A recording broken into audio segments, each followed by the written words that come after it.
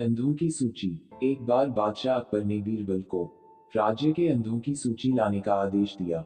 एक दिन में ये कार्य असंभव था, इसलिए बीरबल ने अकबर से एक सप्ताह का समय मांग लिया। अगले दिन बीरबल दरबार में उपस्थित नहीं हुआ। वह एक थैला लेकर नगर के हाट बाजार में गया और बीचों बीच एक स्थान पर बैठ गया।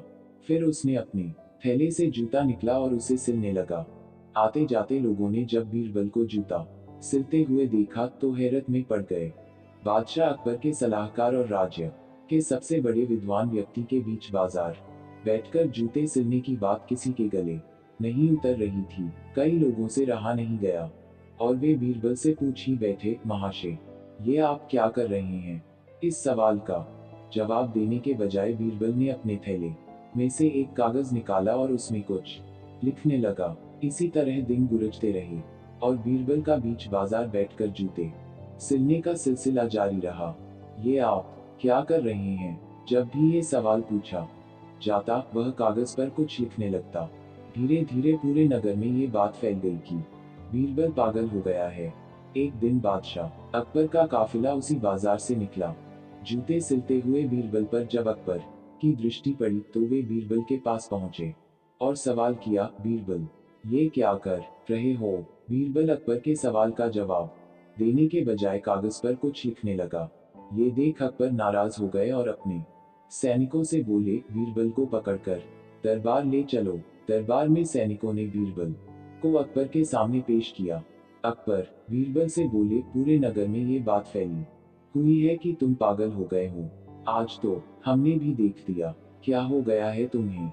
जवाब में बीरबल ने एक सूची अकबर की ओर बढ़ा दी। अकबर हैरत से उस सूची को देखने लगे। तब बीरबल बोला, जहां पनाह, आपके आदेश अनुसार राज्य के अंधों की सूची तैयार है। आज हफ्ते का आखिरी दिन है और मैंने अपना काम पूरा कर लिया है। सूची काफी लंबी थी। अकबर सूची लेकर उसमें लिखे नाम पढ़ने लगे। पढ़ते पढ़ते जब वे सूची के अंत में पहुंचे तो वहां अपना नाम लिखा हुआ पाया।